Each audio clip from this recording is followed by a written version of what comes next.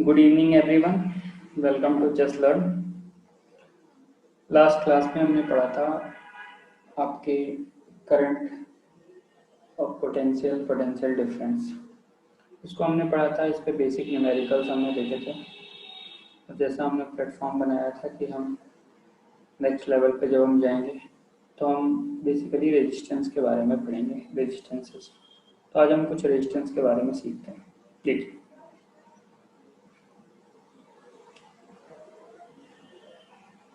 Resistance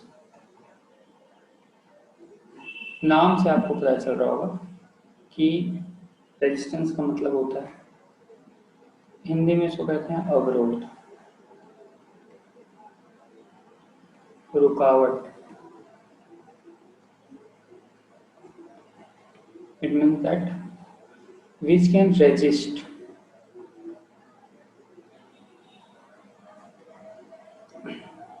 अब ये देखते होंगे, ये सड़कें बनी होती होगी, उसके ऊपर ये स्पीड ब्रेकर बने होते हैं। क्या काम होता है इनका? गाड़ियां ऐसे जा रही है मगर इसी रफ्तार से ना जाए, उसकी स्पीड कम होगी, धीरे धीरे गाड़ियां इसके ऊपर से निकलेगी, फिर गाड़ियां ऐसे चली जाएगी। इट मीन्स दैट इसने क्या किया, गाड़ी की स्पीड को कम कर दिया, इसने क्या किया, रेजिस्ट किया। हम इसी संदर्भ में समझते हैं करंट के अंदर होता क्या है। देखिए, जैसे ये एक कंडक्टर है, हमने इसे क्या कर दिया, बैटरी से जोड़ दिया। अब इससे करंट पास हो रहा है। अब ये जो चार्ज है उसको जाना है, उसको जाने में परेशानी कहाँ आ रही है? परेशानी उसको आ रही है क्योंकि बहुत सारे अंदर में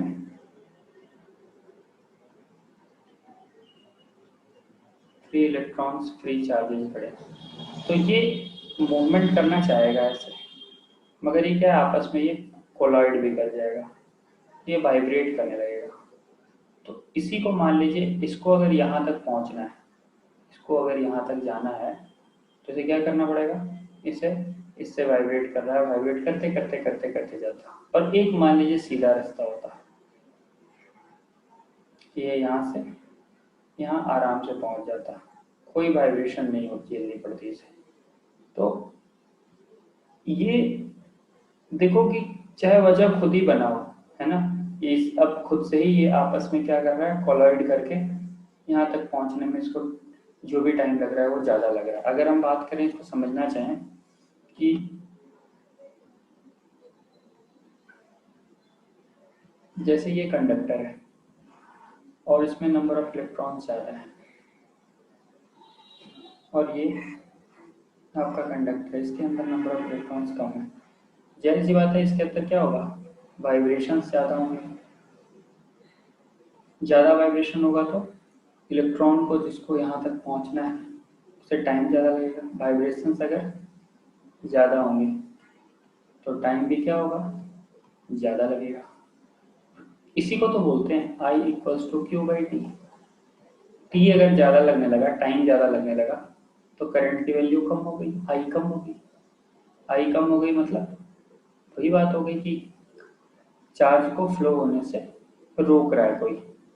इसके अंदर क्या है, वाइब्रेशन क्या होगी, जाहिर सी बात है कम होगी, तो टाइम भी क्या लगेगा, इसको ट्रेवल करने में कम लगेगा। तो I equals to Q by T. T यहाँ कम लग रहा है तो आई ज़्यादा है, यानी यहाँ पे करंट की वैल्यू ज़्यादा होगी, यानी चार्ज इजीली ट्रेवल कर पाएगा।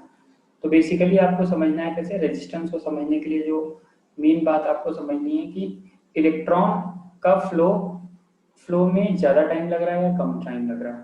तो यहाँ पे ये रेजिस्टेंस, ऐसा नहीं कि कोई यहाँ पे खड़ा है कि नहीं इलेक्ट्रॉन ये जा रहा है, हम यहाँ पे रास्ता रोक के खड़े हैं, ऐसी कोई बात नहीं होती। वाइब्रेशन के कारण इनका फ्लो कम हो जाता है, ठीक है।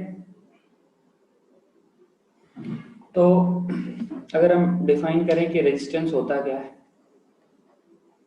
तो रेजिस्टेंस हम कह सकते हैं obstacle in flow of electric current. Electric current के फ्लो में जो ऑब्स्टिकल होता है उसी को हम रेजिस्टेंस बोलते हैं। अब आगे देखते हैं हम कि रेजिस्टेंस किन किन चीज़ों पे डिपेंड करता है। देखिए, ये है आपका कंडक्टर, ये मान लो मैंने ले ली एल लेंथ की, एल बराबर मान लो मैंने 10 मीटर ले लिया, और ये एरिया है ये वाला, सर्कल की तरह दिख रहा है ना, पाई आर स्क्वायर वाला। तो ये जो एरिया है इसको मान लो मैंने A1 ले लिया, A1 मैंने ले लिया मान लो 1 मीटर स्क्वायर। अब इसके अंदर ये इलेक्ट्रॉन्स हैं, हमने क्या किया,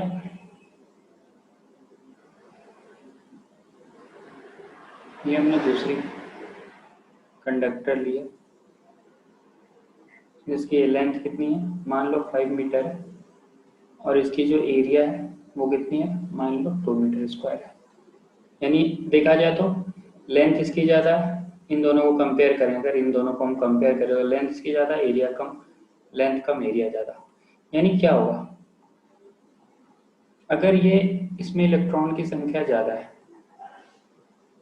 इनमें वाइब्रेशन होगा, तो इससे ज़्यादा टाइम लगेगा आगे बढ़ने में।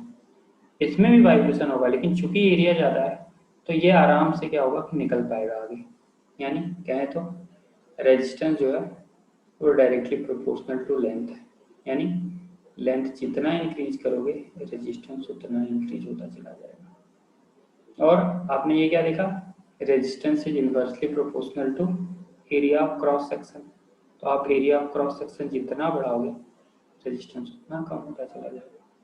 इन दोनों इक्वेशन को कंबाइन वे में हम जोड़ लें तो R इक्वल्स टू R, एक सेकेंड थोड़ा इरेज कर दूँ मैं, R equals to rho L upon A. ये कहेंगे रो कहाँ से आ गया, प्रोपोर्शनैलिटी कांस्टेंट हटाया मैंने, और इस रो को हम बोलते हैं रेजिस्टिविटी।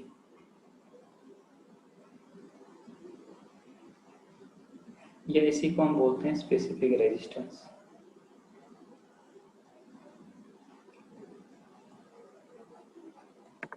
ठीक है, चलिए तो वन बाय वन हम पहले रेजिस्टेंस का मसला देखते हैं। अब इसी संदर्भ में है ना, एक चीज आता है हमारे सामने जो बहुत इंपॉर्टेंट चीज है, जो है आपका ओम्स लॉ।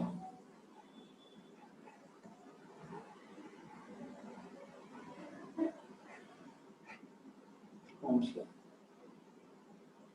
ये एक कंडक्टर है, ठीक है, इसके अक्रॉस आपने पोटेंशियल डिफरेंस लगा रखा है।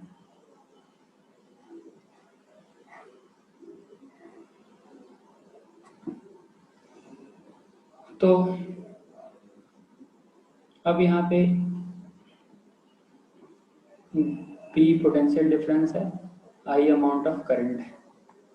अब ये जो कंडक्टर है इसमें जाहिर सी बात है करंट फ्लो करेगा, तो हम कहते हैं क्या, हम कहते हैं करंट, मेरी लिखने की भाषा और रिप्रेजेंटेशन में देखना अंतर क्या होगा, current flowing through conductor is directly proportional to potential difference applied across its end। यानी ये जो आपका कंडक्टर है आप देख रहे होंगे, इसमें जो करंट फ्लो कर रहा है ये आई किसके प्रोपोर्शनल है, आपने कितनी पोटेंशियल डिफरेंस अप्लाई की है अक्रॉस इसके एंड्स। मान लो ये ए और बी एंड है, तो कितना आपने अप्लाई किया, तो आप कह सकते हो ऐसा तो कह रहा है करंट फ्लोइंग, यानी I is directly proportional to होना चाहिए था आपका बी, लेकिन ऐसा मत लिखिएगा कभी, तो गलती हो जाएगी। आप हमेशा लिखेंगे V is directly proportional to I। कहेंगे सर ये V is directly proportional to I, ये ओम्स लॉ, ये ओम्स लॉ आपको लग रहा होगा पर ये ओम्स लॉ का रिड्यूस्ड फॉर्म है। ओम्स लॉ तो बेसिकली होता है J equals to sigma I, जो आपको 12th में पढ़ना है ना। ये जब पढ़ेंगे तो ऑटोमेटिक चीज़ें समझ में आ जाएगी। चलो कोई बात नहीं। तो बोलेंगे क्या, करंट फ्लोइंग, और लिखेंगे क्या, V।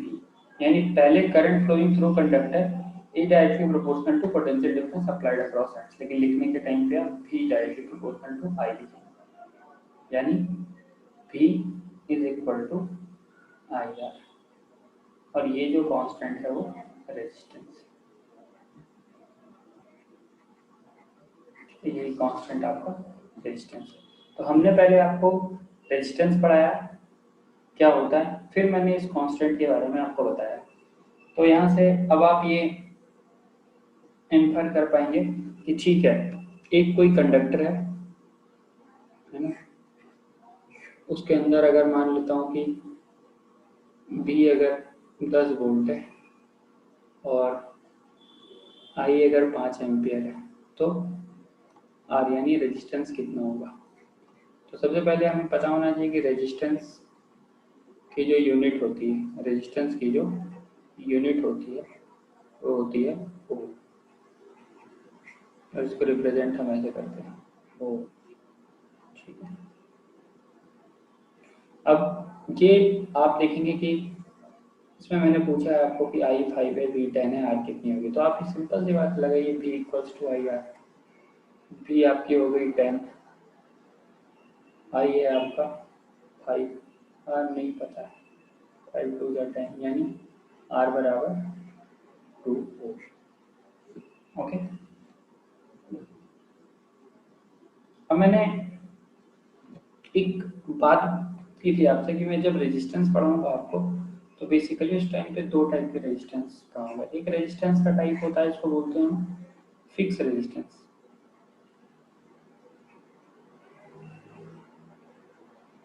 और एक रेजिस्टेंस का टाइप होता है, इसको हम बोलते हैं वेरिएबल रेजिस्टेंस।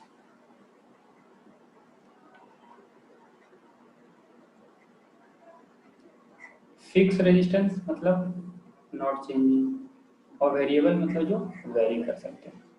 तो मान लो कि हमने ये एक ऐसे रेजिस्टेंस, ये रेजिस्टेंस का हमने सिंबल बनाया। आप सोच रहे होंगे सर आपने तो इलेक्ट्रिक सर्किट बताया ही, इलेक्ट्रिक सर्किट में रटवाना नहीं चाहता था आपको, इसलिए इलेक्ट्रिक सर्किट में लास्ट में बताऊंगा, बिल्कुल आपको सब कुछ पढ़ा दूंगा। तो ये आपका क्या है कि एक रजिस्टर है, मान लिया ये 5 ओम की बनाई हुई है, तो ये 5 ओम की ही रहेगी। लेकिन वेरिएबल रेजिस्टेंस का मतलब हो गया कि ये इसकी वैल्यू चेंज हो सकती है। कैसे, तो कुछ इस तरह की रेजिस्टेंस बनाई जाती है।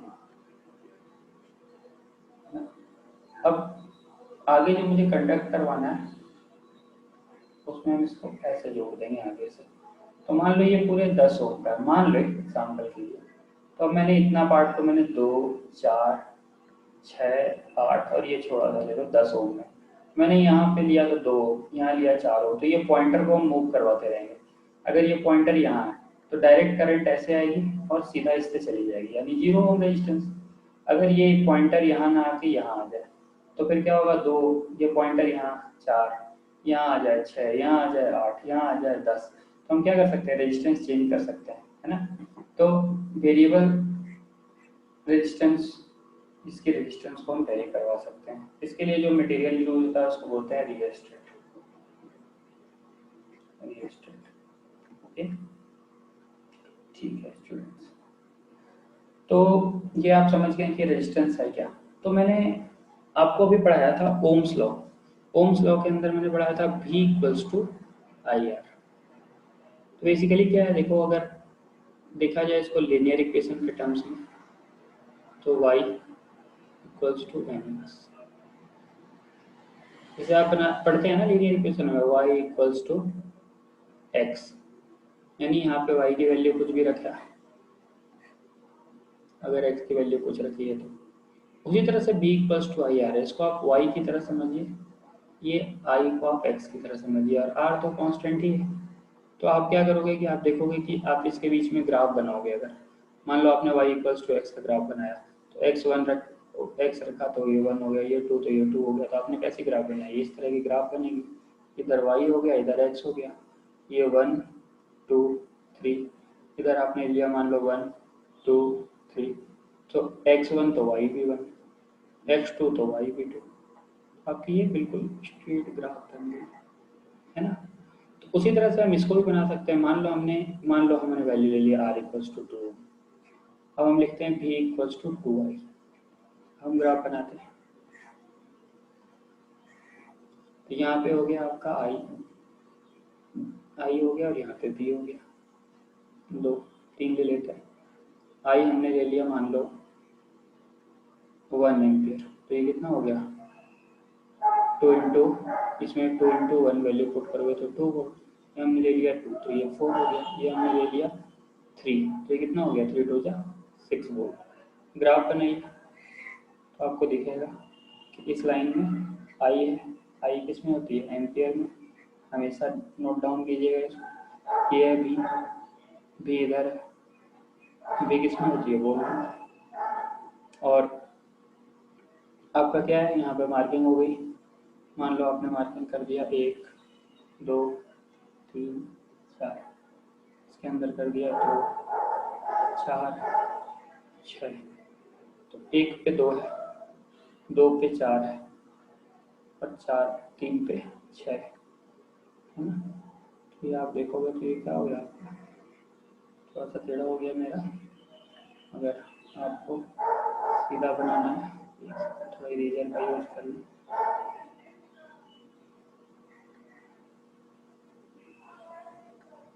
तो यहाँ पे 2 पे 1 पॉइंट था, 1.4 पे था, 0.6 पे था। तो आपने देखा कि ये ग्राफ बना, और ये जो लाइन होगी वो रिप्रेजेंट करेगी आर को। ठीक है। अब एक गलतियां होती है जनरली, उस गलती के ऊपर नजर डालते हैं। तो ये आप समझ गए। तो अगर आपको ग्राफ बनाने के लिए बोला जाए तो आप हमेशा बनाएंगे ये आई हो जाएगा, ये बी हो जाएगा, और ये आर के लिए ग्राफ हो जाएगा। ठीक है। अब ये रिप्रेजेंटेशन मैंने पहले बता दिया आपको। गलती क्या होती है, मैंने शुरुआत में ही आपको बोला था कि b equals to I R लिखना। अगर गलती से आपने भी i equals to B R लिख दिया होता, ये गलत है, ये सरासर गलत है। जैसे ही आप i equals to I directly proportional to b लिखेंगे ना, तो यहाँ पे जो कांस्टेंट होगा, जैसे आपने लिखा था b directly proportional to i, तो आपका कांस्टेंट क्या था? b इक्वल्स टू आपने आई आर लिखा, प्रोपोर्शनलिटी हटा। लेकिन अगर आपने i directly proportional to b लिख दिया, तो आप यहाँ क्या करोगे? प्रोपोर्शनलिटी को हटा के यहाँ क्या लिखोगे? b, इसकी जगह पे क्या लिखोगे? तो आप लिखोगे i इक्वल्स टू जी भी लिखोगे। देखो यहाँ पे क्या था, ये रेजिस्टेंस था, लेकिन यहाँ पे ये क्या हो जाएगा? कंडक्टेंस। तो इसीलिए मैंने ध्यान रखने के लिए बोला आपको कंडक्टेंस। तो अभी भी आप ग्राफ बना सकते हैं, मगर यही हो जाएगा, भी इधर हो जाएगा, आई इधर हो जाएगा, और तब भी ये स्ट्रेट लाइन होगा, मगर ये आर नहीं होगा, ये जी होगा। तो याद रखिएगा, इस एक्सिस पे अगर आई आया तो यहाँ जी आ जाएगा, इस एक्सिस पे अगर बी आया तो यहाँ पे आ जाएगा। तो ये कंडक्टेंस के ग्राफ है ना। इसकी जो यूनिट होती है वो, जैसे कि इसकी ओम होती है, जैसे हमेशा याद रखिए जी जो होता है वो आर का उल्टा होता है। तो ये अगर रेजिस्टेंस अगर ओम है ना, तो ये हो जाएगा आपका 1/ओम, इसकी यूनिट है। इसको ओम की पावर -1 भी लिख सकते हैं, कुछ भी लिख सकते हैं जो आपको अच्छा लगे। ठीक है। तो हमने यहाँ पे जो पढ़ लिया है वो बेसिकली ओम्स लॉ हमने पढ़ा है, रेजिस्टेंस के बारे में पढ़ा, ओम्स लॉ के बारे में पढ़ा, और हमने ये पढ़ा कि रेजिस्टेंस जो है वो लेंथ पे कैसे डिपेंड करती है, और रेजिस्टेंस जो है वो एरिया ऑफ क्रॉस सेक्शन पे कैसे डिपेंड करती है। यानी लेंथ बढ़ाएंगे रेजिस्टेंस बढ़ेगा, और इसको आप हमेशा ऐसे लिख दीजिए 1/, ये बढ़ाएंगे तो ये घटेगा। तो एक एग्जांपल देखते हैं इस तरह का। मान लिया हमने कि ये एक कंडक्टर है जिसकी लेंथ L है, इसके एरिया ऑफ क्रॉस सेक्शन ये है। मैंने इसे 2 इक्वल हाफ में कट कर दिया, तो ये अब L/2 हो गई, मगर एरिया में कोई चेंजेस नहीं आएंगे, तो एरिया तो यही रहेगा। इस तरह का 2 टुकड़ा है अपने पास, ये देखो, ये भी A है, ये भी L/2 है। तो अब जो इसकी रेजिस्टेंस होगी वही इसकी होगी, सिंपल सी बात है। तो अब पहले अगर मैं पूछूँ कि इसकी रेजिस्टेंस कितनी होगी, तो आप लिखोगे R इक्वल्स टू, और मटेरियल सेम है, रो L/A। और यहाँ पे मैं पूछूंगा कि इसकी रेजिस्टेंस कितनी होगी, तो आप बताओगे R equals to rho L/2 यानी R equals to row L/A, और ये 1/2 तो नीचे आ जाएगा। तो ये आपने देखा कि ये नई रेजिस्टेंस, इसको R डैश मान लो, तो आप इसको लिख सकते हो R डैश बराबर रो L/A, यहाँ तो देख रहे हैं R के बराबर है, यानी R/2। देखो मैंने ये लाइन बोला था आपको, लेंथ बढ़ाओगे रेजिस्टेंस बढ़ी थी, लेंथ घटाओगे रेजिस्टेंस घट गई, देखो रेजिस्टेंस हाफ हो गई, यानी हमने इसको हाफ कर दिया। उसी तरह से एरिया ऑफ क्रॉस सेक्शन आप बढ़ा देते हो, मान लो। नेक्स्ट क्वेश्चन देखते हैं, ये इसकी एरिया ए है। अब मैंने क्या किया, इसी को कंप्रेस कर दिया, इसकी लेंथ क्या होगी, ये लेंथ L थी, और अब इसकी लेंथ जो है वो घट के L/2 हो गई, और एरिया मान लो ट्वाइस ए हो गया। अब क्या अंतर आएगा, इसकी रेजिस्टेंस हो जाएगी रो L/A, इसकी रेजिस्टेंस हो जाएगी R dash equals to rho L/2 upon A की जगह पे 2A, यानी यहाँ पे रो L/A तो लिख ही सकते हैं, साथ में 1/4 लिख सकते हैं, यानी रो L/A की जगह पे हम R लिख सकते हैं, क्योंकि यहाँ पे R की वैल्यू है रो L/A, तो R और ये 4। तो आपने क्या लिखा कि रेजिस्टेंस, अगर रेजिस्टेंस आपकी एरिया आपने बढ़ा दिया तो रेजिस्टेंस की वैल्यू घट गई, है ना, तो रेजिस्टेंस की वैल्यू घट गई। तो चलो कोई नहीं, ये तरीके हो सकते हैं न्यूमेरिकल सॉल्व करने के। अब आज का एक लास्ट टॉपिक हम डिस्कस करने वाले हैं, जो बहुत ही इंपॉर्टेंट है, ये आखिर रो क्या होता है। ये रो क्या होता है, ये रो को मैंने बोला था आपको रेजिस्टिविटी, यह इसका दूसरा नाम है specific resistance.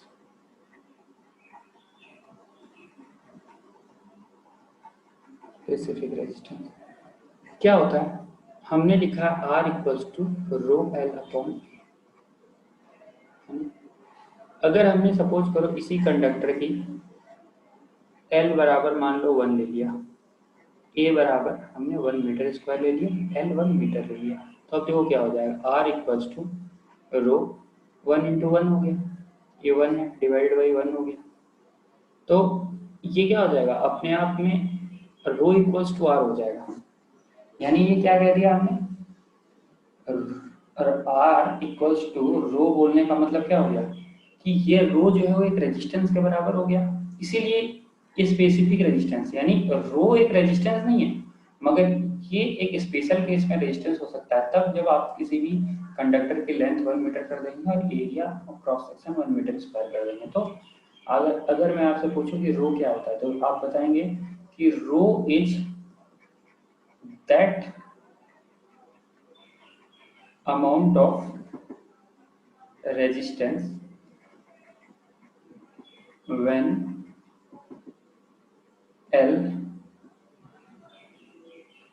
and A is taken unity। Unity का मतलब 1 ले लिया आपने, तो वो स्पेशल रेजिस्टेंस को हम बोलेंगे। अब देखिए एक चीज और, इसकी यूनिट लिखनी पड़ेगी। ये नीचे ऊपर था 1, अगर मैं बताता हूँ, यहाँ पे अगर देखिए तो R equals to row L/A था, तो L तो 1 मीटर था और ये 1 मीटर स्क्वायर था, तो 1 मीटर से मीटर गया तो नीचे मीटर रह ही गया, और रेजिस्टेंस की यूनिट ओम होती है, तो ये ओम और ये मीटर उससे मल्टीप्लाई हो जाएगा, तो इसकी यूनिट क्या हो गई, ओम मीटर। अब एक चीज और, जब आपको मैंने भी थोड़ी देर पहले पढ़ाया था कि रेजिस्टेंस का उल्टा होता है कंडक्टेंस, उसी तरह से रेजिस्टिविटी का उल्टा जो होता है वो होता है कंडक्टिविटी। तो कंडक्टिविटी का यूनिट क्या हो जाएगा, ओम मीटर, 1/ओम मीटर, पहले कह सकते हैं ओम मीटर की पावर -1। ठीक है बच्चों, ओके। तो अब देखिए मैं आपसे ये पूछ रहा हूँ कि ये वायर है, इसको मैंने 3 भाग में काट दिया, ये L लेंथ की थी, मैंने 3 भाग में काट दिया, तो ये मान लो L/3 है, 3 इक्वल भाग में काटा मैंने। तो अब ये L/3 है तो इसकी रेजिस्टेंस क्या होगी, तो मान लो इसकी रेजिस्टेंस अगर R है तो इसकी रेजिस्टेंस हो जाएगी R/3। लेकिन मैं पूछूंगा अच्छा बताओ इसकी रेजिस्टिविटी रो है, तो इसकी रेजिस्टिविटी क्या होगी, तो ये रो ही रहेगी। कॉपर मान लो आपने लिया, इतना बड़ा कॉपर हो और इसी कॉपर का इतना छोटा टुकड़ा हो, तो रो दोनों का सेम रहेगा। हाँ, चेंज क्या होगा, रेजिस्टेंस।